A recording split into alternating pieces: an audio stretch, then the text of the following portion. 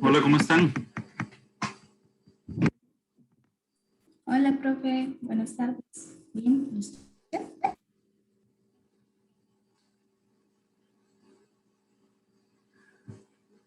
Me encontré por acá, nada más antes de iniciar. em, un- una noticia este, que saca Science, que habla de la vacunación en una ciudad brasileña. Em, Usan una vacuna china, ¿verdad? Que es sabida de las que tuvo más, más baja efectividad, ¿verdad? La efectividad anda por un 50% del estudio clínico, ¿verdad? Por ejemplo, la de Pfizer anda por ahí de un 95%.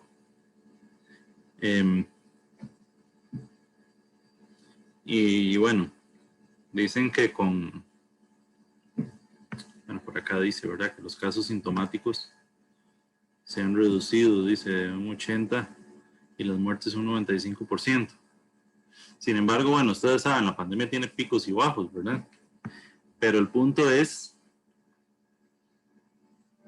que todas las ciudades que están cercanas tienen picos altísimos en el mismo momento, ¿verdad? Entonces es interesante que el efecto de rebaño eh, parece mostrar que a pesar de que la efectividad en el estudio clínico arrojaba un 50%, eh, pues sí funciona.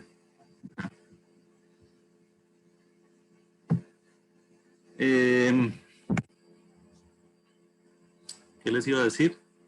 Tenemos presentaciones hoy, ¿verdad?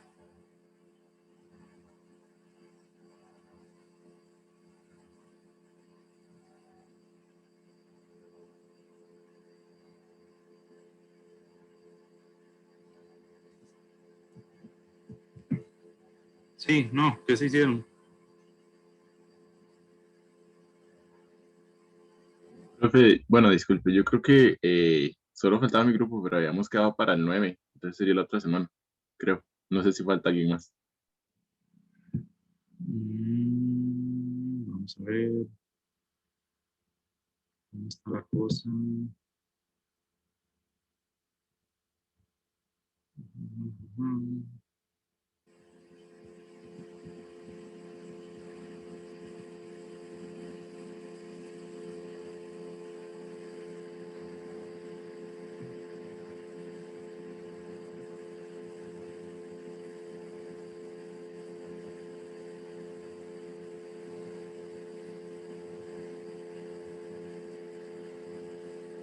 Ok, está bien. ¿Qué más? Este, bueno, ¿alguna duda o consulta antes de empezar? Profe, yo nada más, pero sobre el artículo que usted acaba de leer, ¿qué es que la vacuna de China es más accesible o digamos, por qué decidieron utilizar esa en vez de otras que tienen como más? Este, Ustedes saben que eso depende mucho como de las negociaciones que hicieran los países con las casas que la fabrican, ¿verdad? Eh, Hay un conjunto de condiciones y cosas, ¿verdad? Por ejemplo, esta vacuna de Pfizer se tiene que almacenar a menos 80 grados para evitar la degradación del ARN y para mantener son como básicamente como unas nanopartículas, como unas nanopartículas, no, como unos liposomas, como como un componente lipídico, ¿verdad? Ahí va el ARN y se supone que ese vehículo es el que lo ayuda pues a, a, digamos, a llegar al cuerpo y a entrar en las células, ¿verdad? Para poder expresar la proteína Spike. Eh, yo creo que cuando este proceso, de hecho, no sé si vieron la comparecencia del ministro de Salud en la Asamblea Legislativa, ¿verdad? Pero él explicaba un poco que pues, cuando empezaron a negociar, pues ni siquiera estaba todo el proceso terminado, ¿verdad? Que ellos decían que sabían que la de Pfizer tenía una clara intención de ser aprobada pronto por la OMS, pero en ese momento tampoco lo estaba. Y yo creo que de algunas de esas vacunas el estudio clínico incluso terminó de salir en una etapa posterior a cuando iniciaron esas negociaciones. A mí, en lo personal, digamos, yo no sé si necesariamente estos resultados son extrapolables a, a todo tipo de vacunas o a otros tipos de vacunas, ¿verdad? Podría ser que sí o podría ser que no.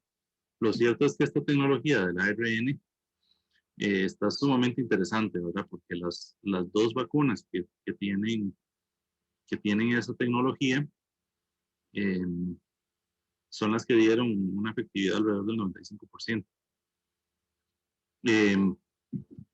Igualmente, bueno, ustedes saben, al inicio habían como 400 prototipos y aparentemente el umbral que definió la OMS fue precisamente el que dio esa vacuna, 50% para arriba. O sea que ese está como en el límite. No sé, el gobierno brasileño lo negoció. Por ejemplo, Costa Rica inicialmente negoció con Pfizer y con AstraZeneca, ¿verdad?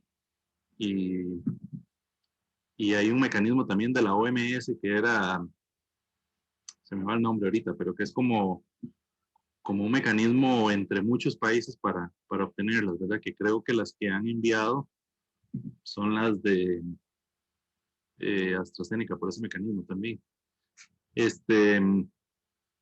Pero, por ejemplo, ha habido una discusión muy fuerte sobre eso, sobre también la de Sinopharm, que la efectividad anda como por el 65, me parece. Vamos a decir el número preciso para no... Un segundito.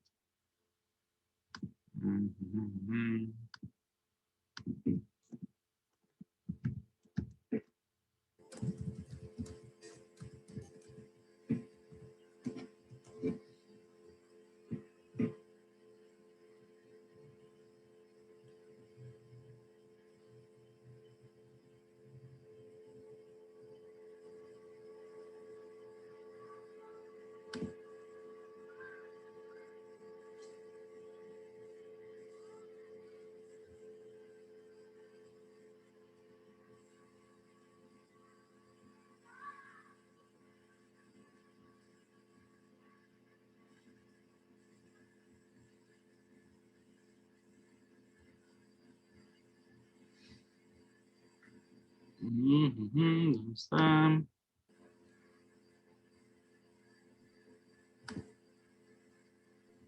De hecho, digamos, un conocido me dijo que habían algunos estudios que relacionaban, digamos, la vacuna de la gripe y una cierta efectividad contra el virus del coronavirus. Es que, sí, hay hay,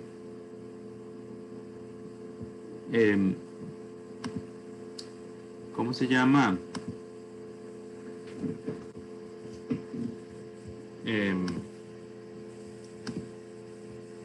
Digamos, es un tipo de coronavirus, pero uno de los flu, pero ¿cómo se llama?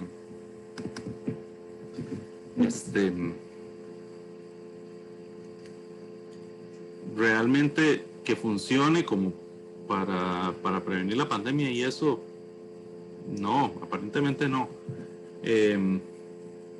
Había una que se había desarrollado para el SARS-1, que se había iniciado a desarrollar para el SARS-1, que al principio parecía mostrar cierta efectividad, pero esa, digamos, quedó incompleta. Entonces, no, se desarrollaron. Ustedes, por ejemplo, esta. Dice, estas dos primeras, la de Pfizer y BioNTech, y la de Moderna, que son las dos que son de ARN, ¿verdad? 95-94%. Esta Sputnik, que es la rusa, 92%, ¿verdad? Hay una en Novavax, 89. En la de Oxford AstraZeneca, 70. ¿Verdad? La de Johnson Johnson, 66. Y esta, que es esa de esa ciudad china, 50. De hecho, vean, por ejemplo, en Costa Rica se está usando pues esta, la de AstraZeneca, que tiene como un 70, y la de Pfizer, que tiene como un 95. Mucha de la gente que va, por ejemplo, en este tiempo a Estados Unidos a vacunarse, está utilizando esta, la de Johnson Johnson, porque es una sola dosis. Entonces, digamos, si van solamente una semana, pueden recibir la única dosis allá y listo, ¿verdad? Mientras que si van por la, digamos, por la de Pfizer o algunas de las que tienen 2 dosis, tienen que quedarse mucho más tiempo. Pero lo interesante, por ejemplo, al ministro de Salud le cuestionaban cuando empezó a venir la de AstraZeneca que la efectividad es menor a la de Pfizer, ¿verdad? Y él decía que la mejor vacuna es la que esté disponible primero. Y de hecho tomó la iniciativa de entonces ponerse él la de AstraZeneca, que fue la que le empezaron a poner al sector de salud. Digamos, bueno, yo les había comentado, ¿verdad? Sobre que realmente en el estudio clínico pues toman 2 grupos, un grupo de control y un grupo que recibe la vacuna, ¿verdad? Y al final estudian la proporción de los casos que aparecen. ¿Qué tantos casos aparecen entre los vacunados y qué tantos casos aparecen entre los no vacunados? Lo cierto es que este experimento, por ejemplo, de esa ciudad brasileña, que, bueno, todavía imagino que hay que dar algún tiempo, muestra algo más y es el efecto ya de cuando vos tienes a la gran mayoría de la población vacunada, ¿qué es lo que pasa? Porque ya ahí, digamos, a nosotros se nos ha hablado mucho como del distanciamiento social y todo esto, ¿verdad? Pero cuando ya la gran mayoría de las personas están vacunadas, ya no son vectores, ¿verdad? O son vectores mucho menos fuertes, digamos, y la efectividad es ahí más o menos. Igualmente son vectores menos fuertes. Pero además digamos, de la efectividad como tal, lo que se ha hablado de las vacunas también reducen muchísimo las hospitalizaciones y las muertes, ¿verdad? Entonces, aunque la gente se contagie, tiene contagios más débiles. Y al final es lo que importa, ¿verdad? O sea, yo creo que, por ejemplo, si menos gente se muere y menos gente se enferma grave, pues ya la saturación de los hospitales se acaba, ¿verdad? Y también la pandemia, ¿verdad? Va pasando, va pasando la enfermedad hacia la endemicidad. Y pues ahí viendo qué va pasando también en el futuro con las nuevas variantes que aparecen y todo esto, ¿verdad? Pero sí, por ahí anda el asunto, por ahí anda el asunto.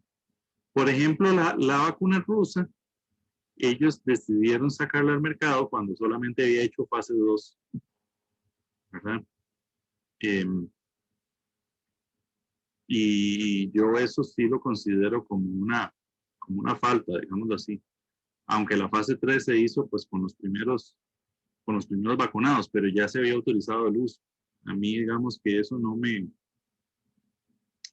gustó en su momento. Y ahora entiendo que sí cuentan con todos los estudios y se ha aprobado el uso, pero considero que eso decía haberse saltado una fase clínica para probar el uso no estuvo bien. Pues sí, por ahí anda el asunto. Y, profe, perdón, otra consulta, no sé si es que estoy muy perdida, pero ¿qué tan común es que se unan como casas farmacéuticas? Es que, digamos, siempre es como, no sé, como Johnson Johnson y la otra que era como de Bélgica, creo.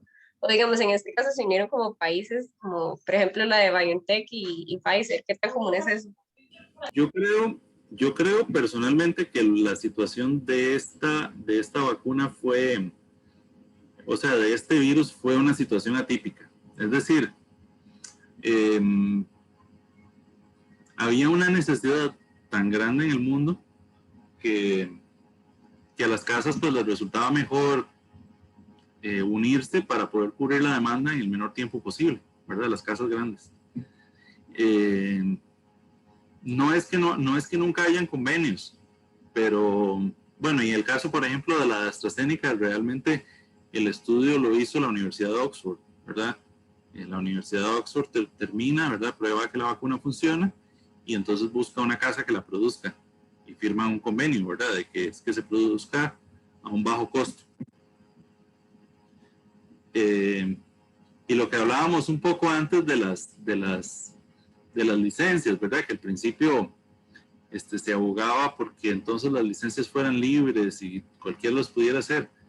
Pero la verdad es que yo creo que si los costos son accesibles, tal vez esta estrategia que han utilizado, más de, de hacer una alianza, ¿verdad? Y tratar de optimizar la capacidad de producción, porque el asunto es sobre todo de tratar de cubrir la mayoría de la población del mundo en en el menor plazo posible, pues tal vez funcionó mucho más que haber liberado las patentes, ¿verdad? Y que tal vez cualquiera la pudiera hacer, pero entonces, ¿quién la iba a hacer? ¿Verdad? Yo lo veo de esta manera. Ah, ok, ok. Qué interesante. Pues sí, pues sí. Ok, había yo quedado por... Vamos a ver.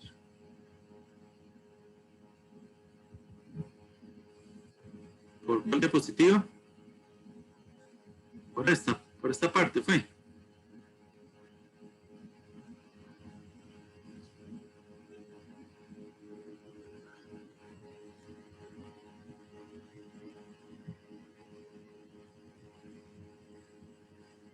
¿Recuerdan? Sí. Me parece que sí, profe.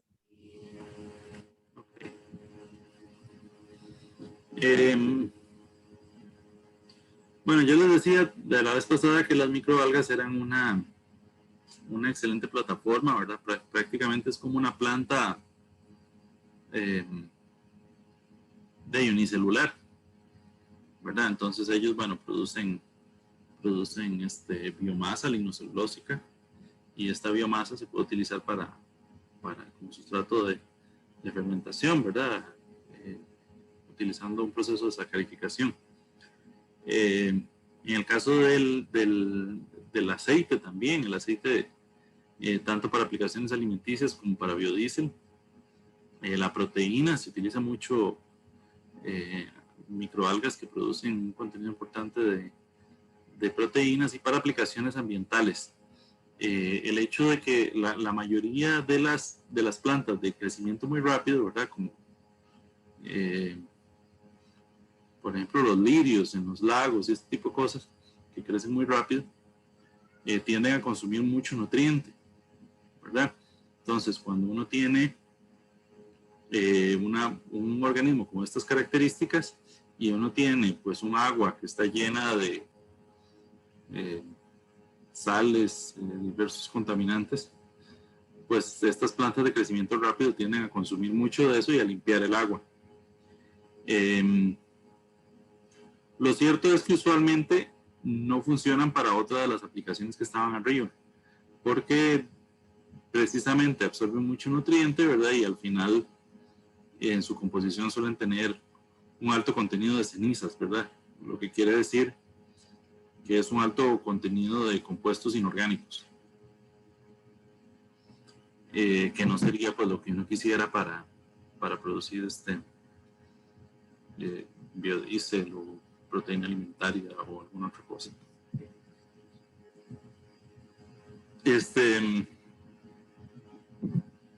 No recuerdo si habíamos hablado de esto o no, pero también una cosa muy interesante que se estudia en la parte marina y en la parte, mucho de quienes se dedican a la piscicultura, ¿verdad? Es el efecto de la microbiota en los peces y en los organismos del mar. Tener, ¿cómo decir? Si vos tienes un estanque de peces, de, no sé, de tilapia para consumo, y hay una bacteria que es patógena y está en el estanque, entonces vos vas a comenzar a ver cómo la mayoría de tus peces se comienzan a enfermar, ¿verdad? Porque la bacteria, pues, ahí se va pasando de unos a otros. Pero también al mismo tiempo, ¿cómo decir? Es como cuando uno tiene algún problema estomacal, ¿verdad? Hay una microbiota que es característica de un organismo sano y hay una microbiota que es característica de un organismo enfermo. Entonces, al mismo tiempo, como, digamos, de la misma manera, como uno puede consumir probióticos para estar bien del estómago, entender qué tipo de microorganismos le ayudan a los pescados a estar saludables, nos puede ayudar también para mejorar la producción sin necesariamente estar aplicando ¿cómo decir? Algún tipo de antibiótico o algún tipo de sustancia que pues uno no quisiera tener como un residuo digamos, en carne de consumo. Y por supuesto, pues esa microbiología del tracto gastrointestinal difiere según pues las diversas partes, ¿verdad?, del sistema digestivo.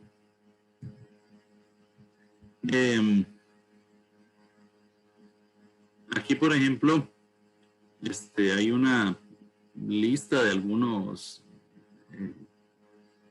géneros y especies que son comunes en ciertos tipos de peces. Algunos géneros de bacterias que son comunes en ciertos tipos de peces, ¿verdad?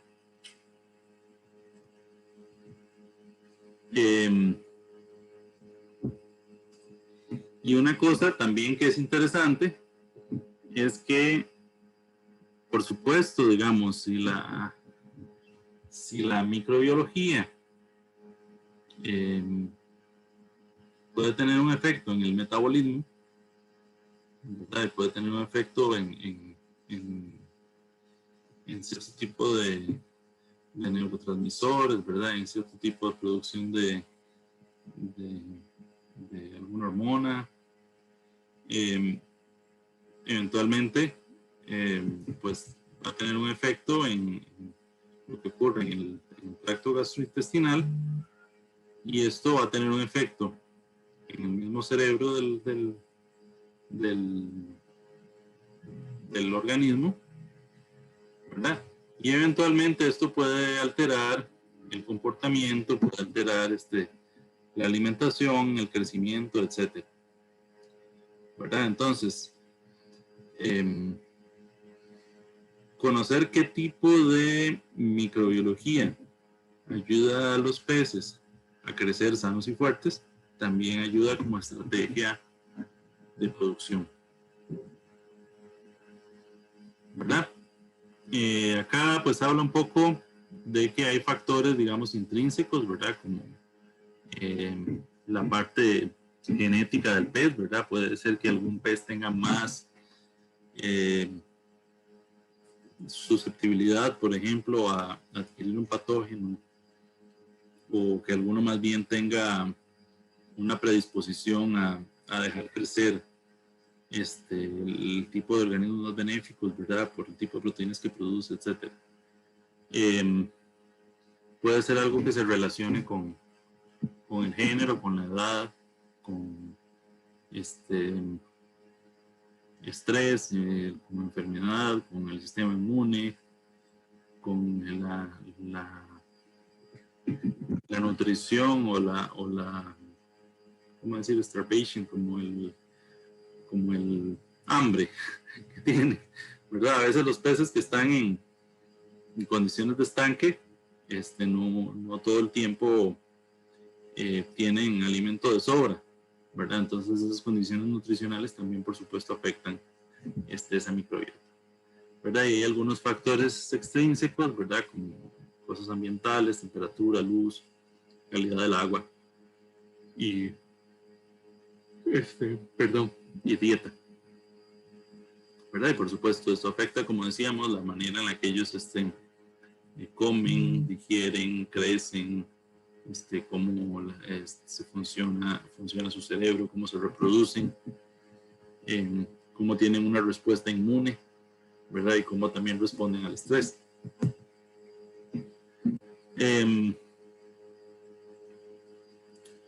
Aquí, por ejemplo, habla de algunas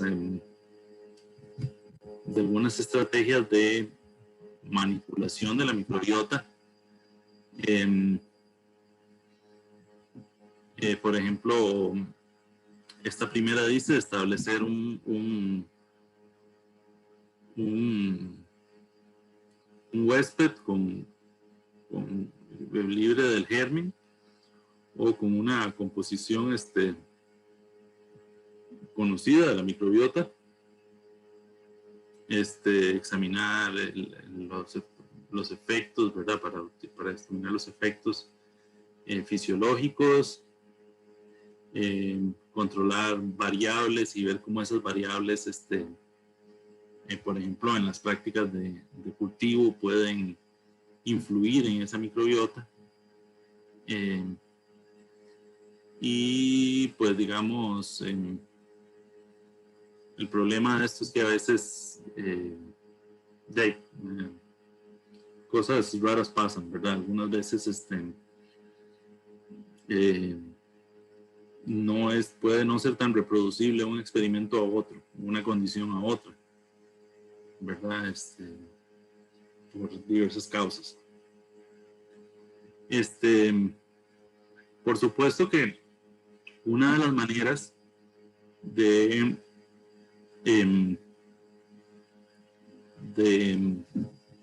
mejorar, por decirlo así, la calidad de la microbiota, pues es utilizar antibióticos para eliminar patógenos, ¿verdad? Que se pueden utilizar en la prevención y en el tratamiento.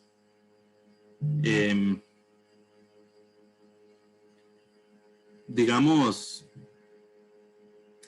algunas veces si las condiciones de cultivo son muy susceptibles a una contaminación de un patógeno, se podrían utilizar incluso como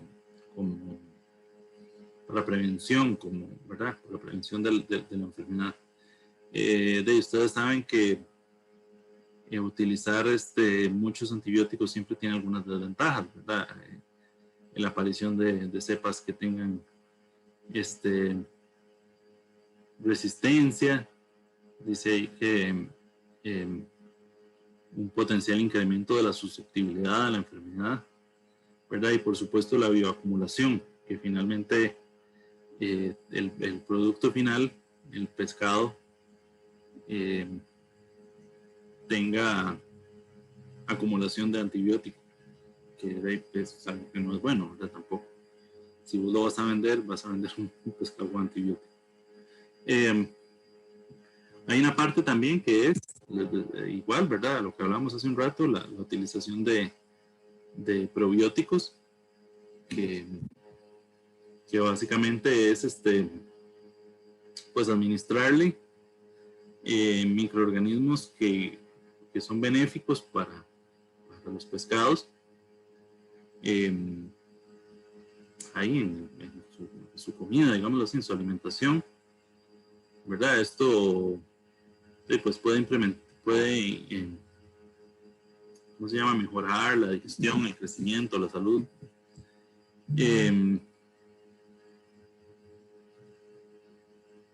En general dice acá que no se conocen, digamos, desventajas, ¿verdad? En general los probióticos se consideran algo seguro. La parte de prebióticos, que son más como tipos de productos o alimentos que estimulan el crecimiento de las bacterias benéficas. Pues de la misma manera que la anterior, pues esto puede mejorar las funciones inmunes, la resistencia a patógenos, ¿verdad? La salud en general. Tampoco se conocen mayores desventajas. Y por supuesto, de una mezcla de estas dos, ¿verdad? Prebióticos y prebióticos, que básicamente puede tener un efecto mayor que el de las dos estrategias por separado. Ok. Esto que está en esta presentación, realmente no sé por qué lo dejé en esta presentación y no en la de inicio, pero una de las técnicas que se puede utilizar también para estudiar diversos efectos como de microorganismos o de organismos incluso animales, son las llamadas omics, ¿verdad? Las llamadas omics vienen desde la parte de genómica, que viene pues en cuanto al estudio de los genes en sí mismo, ¿verdad? La parte de transcriptómica, que tiene que ver con el estudio pues del ARN mensajero, ¿verdad? De la transcripción. Y la parte de proteomics, que tiene que ver con el estudio de las proteínas que están. Y la parte de metabolomics, que tiene que ver con la parte de los metabolitos como tal, ¿verdad?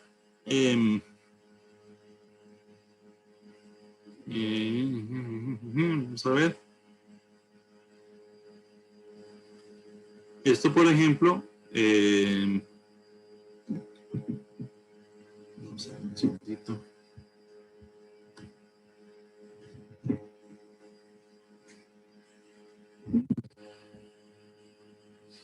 Digamos,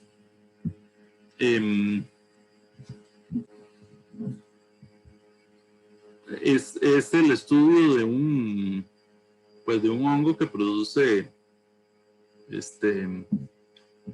algunas compuestos que se pueden utilizar como antibióticos, ¿verdad? Que se pueden producir sí, no sé por qué esto quedó en esta presentación, pero bueno, que se pueden utilizar para producir ¿cómo se llama? Compuestos que son antibióticos, ¿verdad? Entonces acá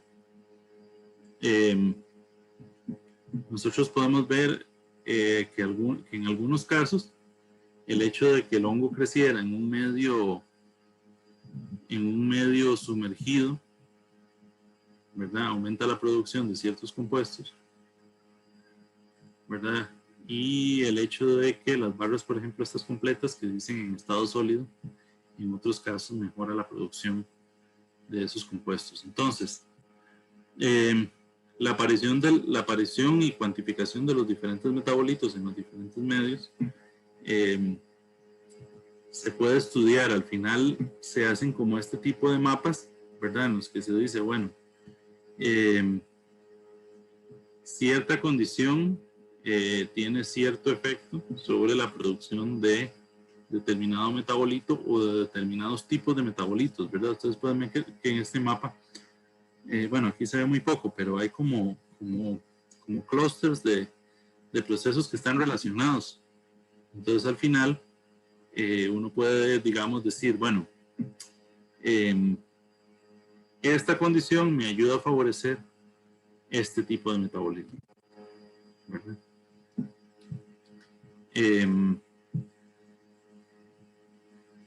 No sé si tienen alguna duda.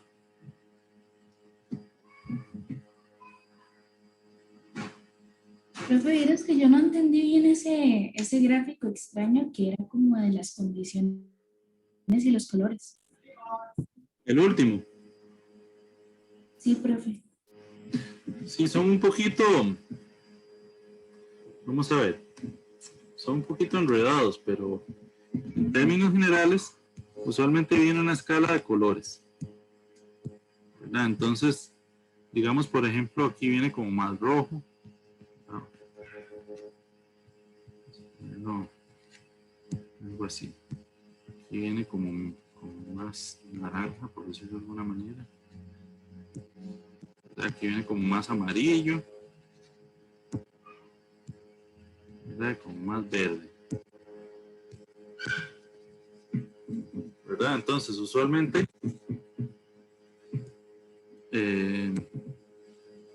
hay una escala ahí como de expresión, ¿verdad? Que va unos, menos 2, no sé, menos 2, menos 1, 0, más 1, más 2.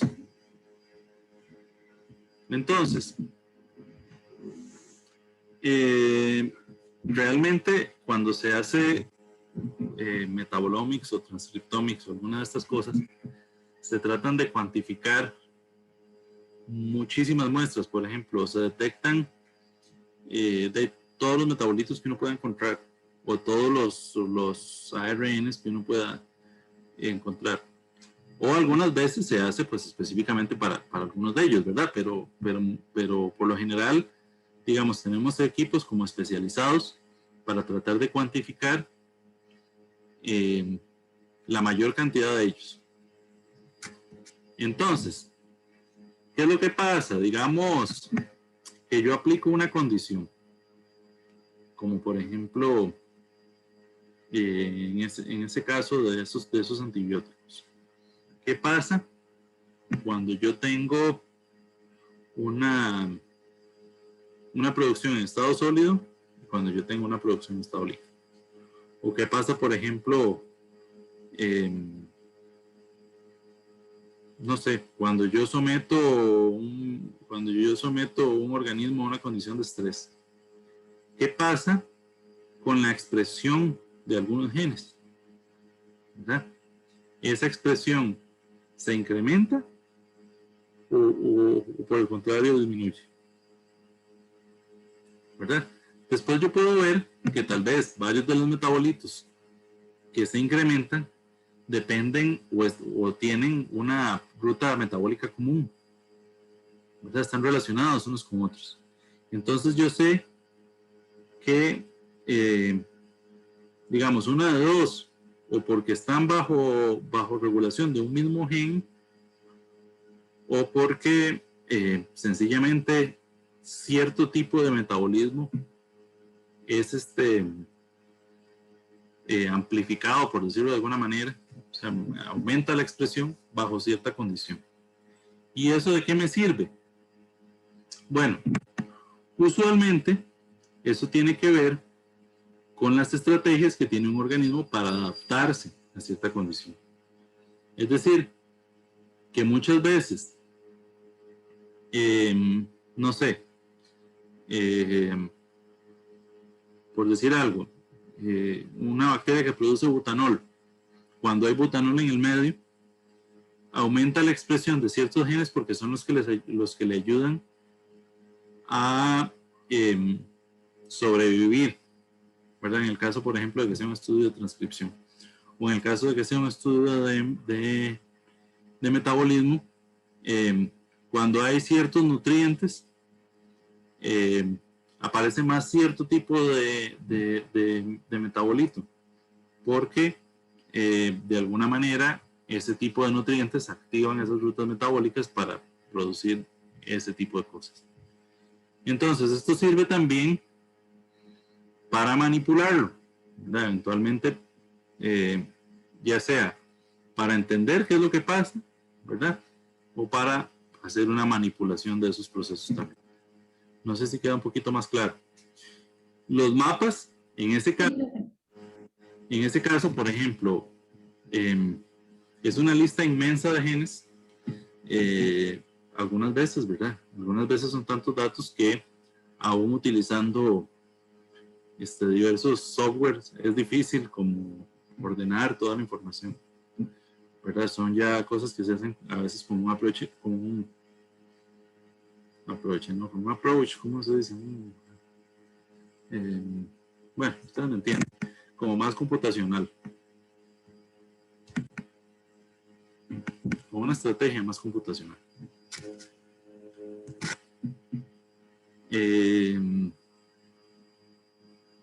¿Alguna otra cosa?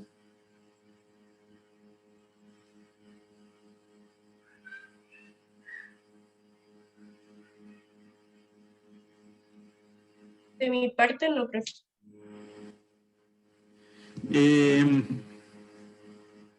Estoy calificando el examen, ahí voy.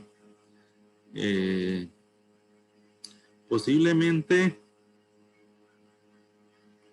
aplique una curva, no porque necesariamente estén malos, yo creo que no están malos, sino porque hubo algunos reclamos ahí sobre el tiempo que me parecieron que estaban justificados, que el tiempo para resolver algunos ejercicios estuvo un poco corto.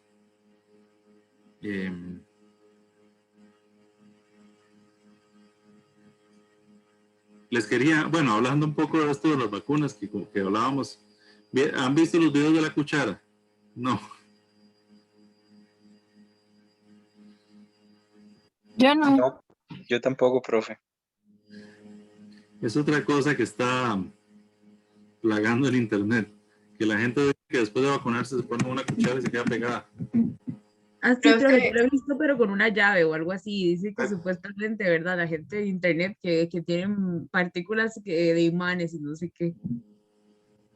Profe, pero yo quería preguntar al respecto porque tengo una conocida que se acaba de vacunar y literal el hijo acaba de aplicar en Instagram que se puso un tenedor en el brazo y sí se le queda pegado. Entonces, yo no quería creerlo, pero me parece súper extraño.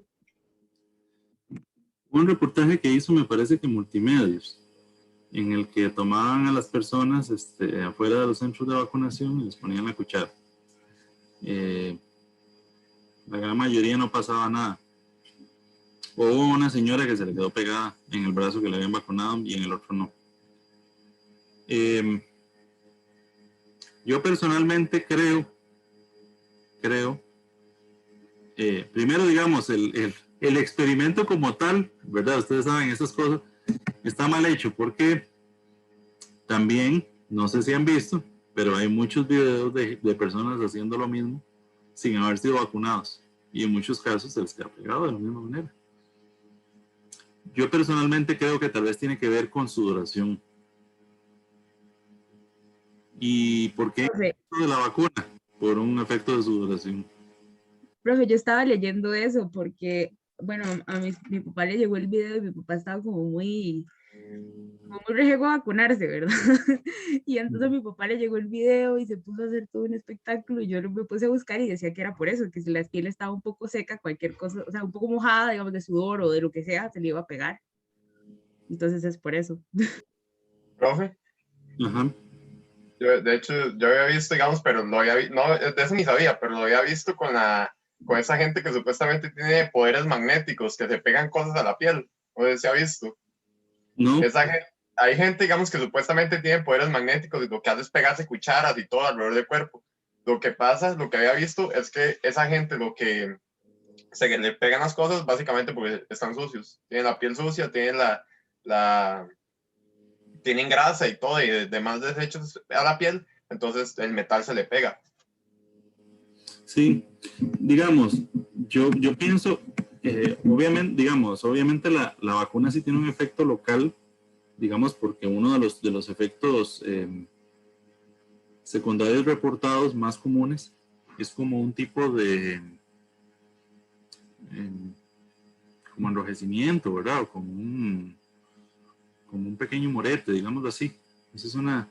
Ajá, mi abuela que la vacunaron, a ella sí se le hinchó un poquitito, digamos, pero así fue como una roncha, por así decirlo, más o menos. Sí, esas cosas son comunes, también que pasen como que les duele el brazo o el día siguiente, o que tienen un poco de dolor de cabeza. Esas cosas son como los efectos más comunes.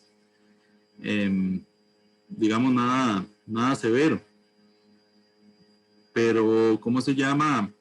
Yo pienso que ese efecto local tal vez les genera más sudoración en el brazo. Y por esa razón es que ponen que en ese brazo sí se les pega y en el otro no. Esa es como mi hipótesis, digamos. La cantidad, digamos, de algo magnético que debiera tener como para que fuera realmente un efecto magnético, pues dicen que tendría que ser una cantidad letal. Entonces, además, que no la tiene. O sea, por ejemplo, la vacuna de Pfizer lo que tiene es el vehículo es un liposoma, ¿verdad? Que es una grasa, ¿verdad? Como emular una membrana celular pequeñita, en el cual pues ahí está metido el ARN para que sea capaz de ser transportado en el cuerpo y para que sea capaz de transportarse al interior de las células. Pero no tiene nada magnético. Pero bueno.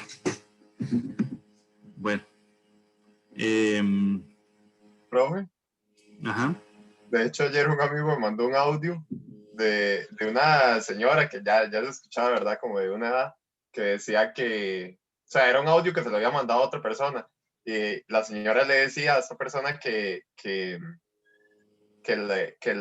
la inyección tenía metales, entonces que en Estados Unidos, Alemania y China tenían unas antenas que entonces cuando ya la gente iba a estar vacunada, ellos iban a activar las antenas y la gente se iba a empezar a morir por el metal que supuestamente tenían las vacunas.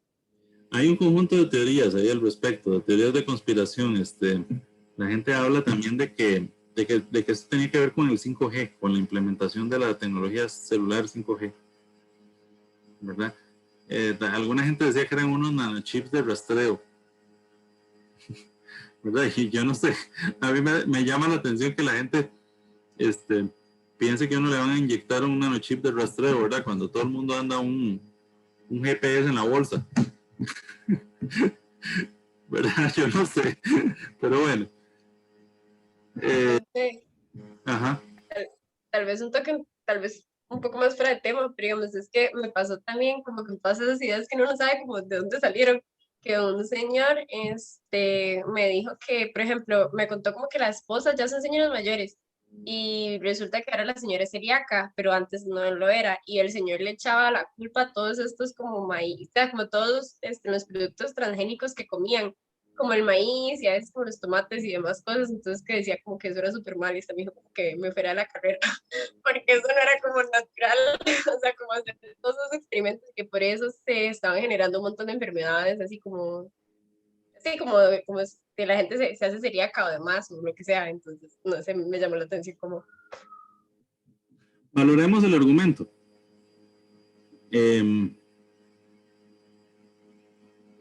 Eventualmente, las personas celíacas tienen intolerancia al gluten, ¿verdad? Que el gluten tiene que ver, pues es una proteína, ¿verdad? Tiene que ver con la repetición de ciertas secuencias. El asunto sería, o lo que perjudicaría eventualmente a un celíaco, sería que uno expresara gluten en un organismo que no lo tenga, ¿verdad? Porque en ese caso, una persona, ¿cómo decir? Vos comes, no sé, brócoli, pero el brócoli es un brócoli transgénico que tiene gluten. Entonces, vos queriendo estar bien, vas a estar mal porque no sabes que estás consumiendo lo que no deberías de consumir. La pregunta es, ¿alguien alguna vez ha hecho eso? ¿Se ha expresado gluten en otro organismo? ¿Y con qué objetivo? Yo pienso que no, pero sería algo, ¿verdad? Hacer una pequeña búsqueda en el Scholar, pero yo pienso que no, o sea, no haría ningún sentido para que alguien hiciera eso.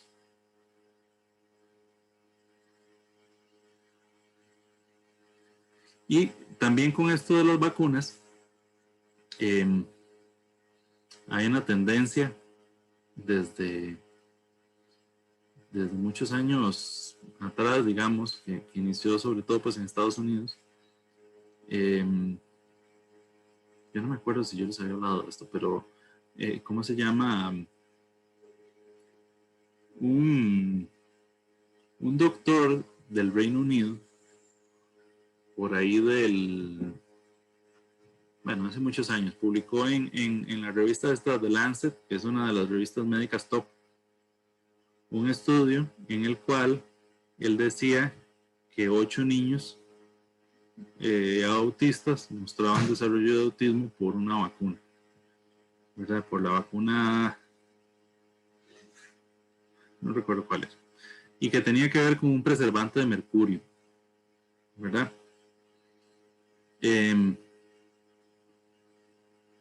El asunto es que, obviamente, cuando aparece un estudio de esa magnitud, pues muchas personas comienzan a investigar al respecto, digamos, y no es el primer caso en el cual en una revista top aparece un estudio que termina siendo algo falso, ¿verdad? Por ejemplo, hace unos años, recuerdo que había un investigador que había publicado que una bacteria en el ADN podía utilizar indistintamente, en lugar del nitrógeno, arsénico. O sea, podía tener las bases nitrogenadas o sea, utilizar nitrógeno o utilizar arsénico, ¿verdad? Lo cual es una cosa solo desde la concepción muy extraña, porque si usted tiene arsénico no forma puentes de hidrógeno, ¿verdad? O sea, no sé, terminó siendo falso, ¿verdad? Pero el estudio salió en las revistas top también. ¿Qué pasa cuando algo así ocurre? Bueno, muchos de los investigadores comienzan a tratar de replicarlos y cuando se encuentra que no estuvo bien, pues se hace una de dos, o alguien la desmiente, o en el caso o por lo general, también la revista termina haciendo una nota en la cual se retracta de haber publicado el artículo. Y esto pasó, digamos, con ese estudio. Al final se encontraron al doctor que se llamaba Andrew Wakefield. Le terminaron hasta retirando la licencia médica y se encontraron que en el estudio habían habido un conjunto de problemas éticos a la hora de tomar las muestras y analizar las muestras y ese tipo de cosas. Pero esto inició un movimiento que termina asociando como la vacunación con un conjunto de problemas, que eso llega hasta hoy, ¿verdad? Por ejemplo, esos aditivos de mercurio se terminaron eliminando, aunque nunca hubo una evidencia de que esa forma de mercurio ocasionara ningún problema. Aunque hay otros compuestos de mercurio que sí son muy tóxicos, ¿verdad? Pero esa forma en la que está ese preservante no lo es. Y nunca hubo, digamos, como un indicativo, como una prueba de que realmente eso genera algún problema. Sin embargo, ya era como tantas las personas que rehusaban a vacunarse porque decían que le estaban poniendo mercurio y yo no sé qué, que lo terminaron retirando, ¿verdad? Terminaron cambiando las formas. Y ahí vino eso como saltando de un argumento a otro, ¿verdad? Que entonces, bueno, pero entonces hay otros que usan uno de aluminio. Entonces el problema del aluminio, porque también es un metal. Y ahí ha venido, ¿verdad? Yo he escuchado cosas como que dicen que supuestamente estas vacunas de ARN le modifican a uno el genoma. ¿Verdad? O sea, yo no y pues uno puede explicarle, ¿no? Finalmente este ARN lo que va es el ribosoma, ¿no? A expresar la proteína S, ¿verdad? Eso es lo que hace.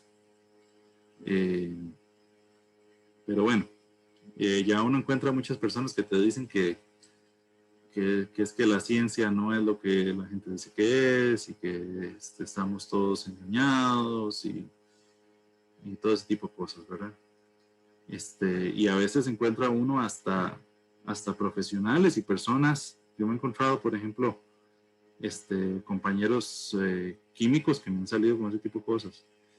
Que, por ejemplo, que los PCR no funcionan. Que el PCR está demostrado que no servía para eso, ¿verdad? Que supuestamente le hacen un PCR a una papaya y da positivo para coronavirus. Y, ¿verdad? Curiosamente, tal vez personas que ni siquiera han hecho un PCR en la vida. Pero bueno, sí, no sé qué más decir. Yo trato como de ser respetuoso, y si una persona me presenta un argumento y yo le puedo contestar de una manera adecuada, le contesto de una manera adecuada. Claro, ya hay un momento en el cual ya no, ¿verdad? Ya no hay argumento, o el argumento es ese, que supuestamente las cosas que decimos supuestamente son así, pero en realidad es otra cosa, o que ya las personas tienen derecho a creer lo que quieran. Pero a mí me parece lamentable, digamos, que teniendo la oportunidad de hacer algo para colaborar, digamos, con esto, ¿verdad? Para acabar con todo lo que nos han traído estos 2 últimos años. De nada más decir que no, porque parece que somos los especialistas los que estamos mal, ¿verdad? No sé. Y bueno, los digo, pues yo sé un poquito de este área, ¿verdad? Yo tampoco estoy diciendo que yo soy virólogo ni nada de esas cosas, pero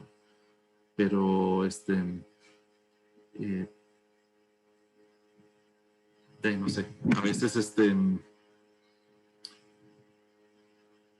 viene cada argumento que no sé. Ven, nos queda una clase más, ¿verdad? Yo pues básicamente estoy acabando con la materia en este momento.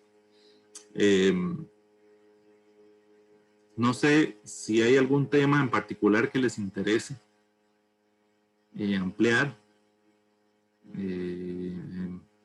Me pasa mucho que siento que en las clases presenciales, como teníamos más interacción, ¿verdad? Era como, tendía a extenderme más, ¿verdad? En las clases estas virtuales el tiempo sobre todo conforme ha venido avanzando la pandemia, ¿verdad? Que no sé, yo siento que vamos a ver, no quiero achacarles baja participación, sino yo creo que eso es lo que pasa en todas las clases. Es como que ya uno se sienta en la computadora y ya está en un estado como de somnolencia, no sé. Y por alguna razón me rinde más el tiempo. Pero entonces quería preguntarles si hay algún tema en particular que les gustaría ampliar, que les gustaría, no sé, pensar también si puedo invitar a alguien o hacerles una presentación de algún tema en particular o algo así, no sé, en general sobre la biotecnología. ¿Qué les ha gustado? Dentro de la expectativa que ustedes tenían del curso también, si algo les ha quedado viendo. Profe, a mí me hubiera gustado, no sé si ustedes tendrán pensado realizar algún taller como para equilibrarnos en lo que son destrezas del laboratorio. ¿No tienen pensado algo así? Un taller presencial. Exactamente.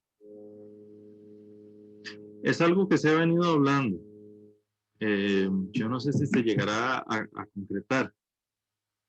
El asunto es que en este momento como tal es complejo porque hay mucho personal en teletrabajo, ¿verdad? Entonces yo creo que el personal pues que queda está cubriendo pues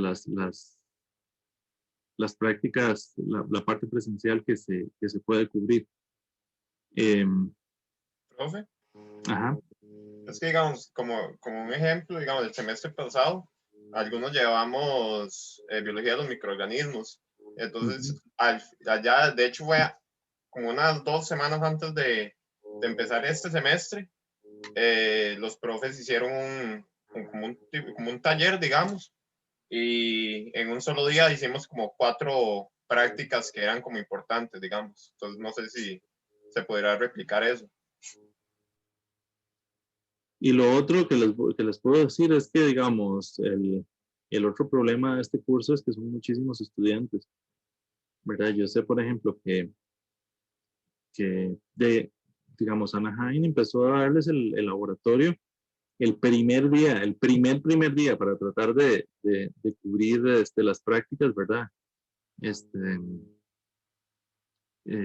Con tantos estudiantes, ¿verdad? Usualmente la primera clase siempre uno discute el programa y un poquito el otro, ¿verdad? Fue tan así, ¿verdad? Bueno, yo sé. Pero sí, ya para la próxima semana, que es la clase que nos queda, creo que sí es un poco complicado. Es por esa situación. Luego, digamos que en la parte administrativa también hay que planear, ¿cómo se llama? Reactivos y ese tipo de cosas que usualmente la antelación que ellos necesitan es de mucho más de una semana. Y ahora, además, que el personal presencial es limitado, porque dentro de estas nuevas restricciones, pues el aforo de laboratorio de ellos también, donde se preparan los reactivos y demás, tiene que ser más bajo. Sí, es complicado, es complicado.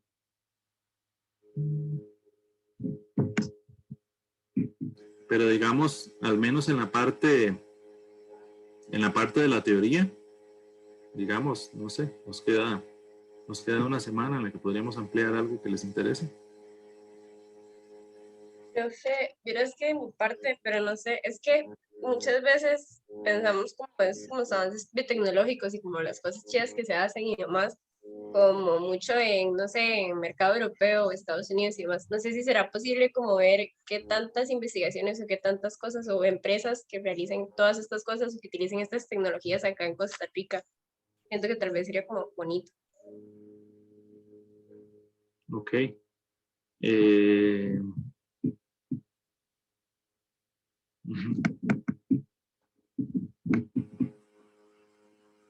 Hacia la parte industrial. Ajá, sí, porque sí, como para ir más o menos, y ya, bueno, quién sabe qué que nos graduemos, pero ya se supone que, o sea, como para ir más o menos viendo qué cosas se pueden hacer al respecto, como acá en Costa Rica o como ver en como empresas y cosas así. Yo esa parte la había estado viendo en otro curso. En el semestre anterior estuve dando el curso de, ¿cómo se llama? Introducción a la biorefinería. En ese curso sí tuve incluso invitados, empresarios, pues, que nos dieron pues una charla, estuvimos escuchando esa parte, digamos. Yo se les podría poner algo al respecto. Lo que siento es que Daisy, después llevan el otro curso, estaríamos como repitiendo un poco. Profe, Ujú. tal vez como añadiendo un toque por el lado donde va Desi, como, digamos, es que a mí, bueno, no sé si a los demás les pasa, pero a mí me pasa mucho o sea, me preguntan sobre la carrera, digamos, y a futuro qué voy a hacer yo, y me cuesta un poco explicarlo, digamos, qué es lo que yo puedo llegar a hacer en un futuro ya graduado, digamos. Entonces, tal vez como por ahí, digamos, que por lo menos aquí en Costa Rica, ¿qué podríamos nosotros hacer? ¿O qué se está haciendo ya? Ok. Ok, vamos a revisarlo por esa parte entonces. Vamos ¿Saben qué sería interesante? Ver qué están haciendo los graduados. ¿Verdad? Ah, sí, pero eso también sería interesante porque, pero no sé, yo siempre he escuchado como que la carrera es como bastante nueva y siempre, no hay como un mercado laboral específico, porque siempre es como, o sea, no sé, es como una carrera fija, química industrial, pero no es química industrial, o tal vez como un poco de tecnología, pero tampoco es eso, entonces sí, como sería como bonito ubicarse un poco, como dice Gabriel. ¿Saben qué es lo que pasa a veces también? Que digamos, yo siento, pues uno recibe una preparación en diferentes áreas, pero al final, en la calle, pues depende un poco más de la empresa en la que uno se coloque. O sea, ¿cómo les digo? Digamos, un químico, por ejemplo, aprende mucho de química orgánica, ¿verdad? Pero prácticamente en una empresa no vas a hacer química orgánica, digamos, sintética, a no ser que te dediques, bueno, hay tal vez una empresa en este país que hace eso. Y de lo contrario, pues a lo mejor si no te dedicas a investigación como tal, no vas a ejercer específicamente eso. Sin embargo, son habilidades que te ayudan para desenvolverte en diferentes empresas. Y es algo que yo siento a veces que en lo que, en lo que tal vez hemos perdido mucho terreno con respecto a los ingenieros industriales. Los ingenieros industriales realmente conocen muy poco de las partes técnicas, pero se saben vender muy bien en cuanto a la parte administrativa, ¿verdad? Porque conocen un poco más sobre la parte administrativa. A veces yo siento que muchas posiciones, digamos una persona, por ejemplo, con el conocimiento que tienen ustedes, se podría desenvolver mucho mejor, pero no sé, ellos se venden muy bien en el sentido de, de que aunque no saben a profundidad de muchas cosas, saben de muchas cositas, ¿verdad? Sin embargo, yo personalmente considero que igualmente en una empresa uno trabaja con diversos profesionales. Es decir, no sé, por ejemplo, si uno va a trabajar en la parte de biotecnología, por ejemplo, producción de piscicultura o cosas de ese tipo, probablemente vas a trabajar con alguien que sea, eh, no sé, profesional más específico de esa área, con otro que sabe más de administración, con otro que sabe más ¿entiendes? Al final yo creo que muchas de las habilidades de un negocio en particular también se desarrollan en la calle, ¿verdad? Pero que toda esta base que uno ha recibido, pues le debería ayudar a resolver muchos problemas. Porque a veces también me ha dado esa impresión que en las empresas,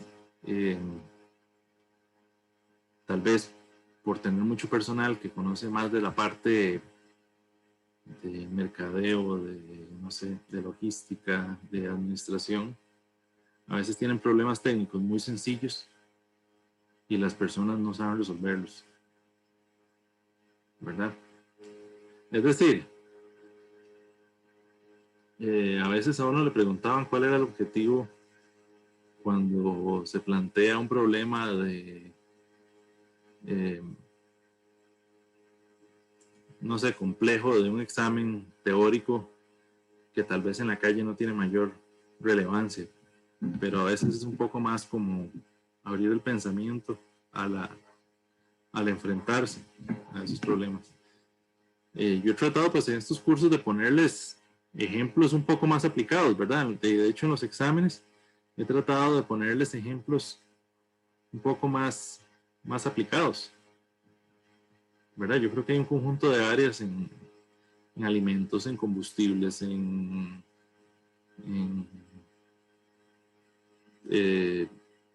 bioremediación, en los cuales ustedes podrían desenvolverse de una muy buena manera, ¿verdad? Con una base, por ejemplo, con una base mucho más ingenieril a la que tiene un biotecnólogo, por ejemplo.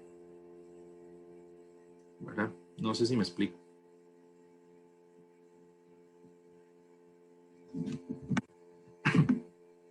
Sí, profe, más bien, muchísimas gracias.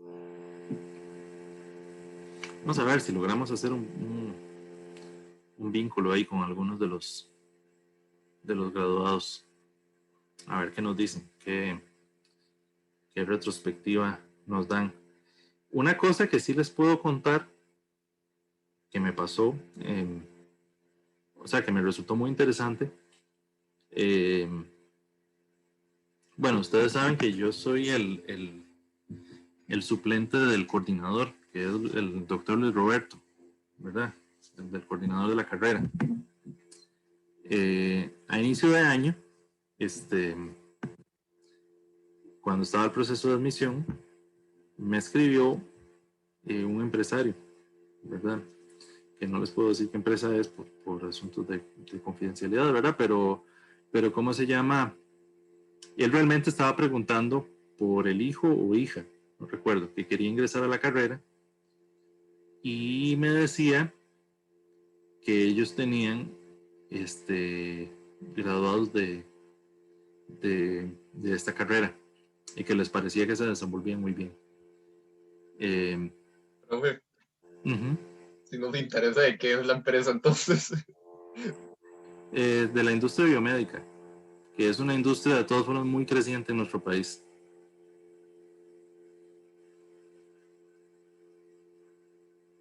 ¿Verdad? Yo creo que es lo que puedo decir, ¿verdad? Realmente estaba preguntando por las posibilidades que tenía pues, de ingresar a la carrera y por información general y no sé qué, pero me decía esto, que ellos tenían graduados de acá, de la UNA, de esta carrera, y que le parecía que se desenvolvían muy bien. ¿Verdad? Eso fue algo pues que a mí me dejó un muy buen sabor de boca, ¿verdad?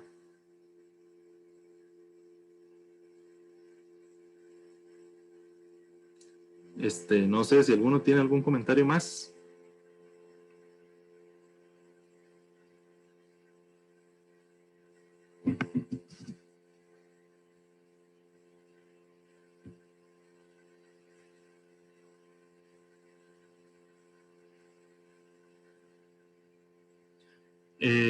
Bueno, yo creo que por hoy estamos, entonces.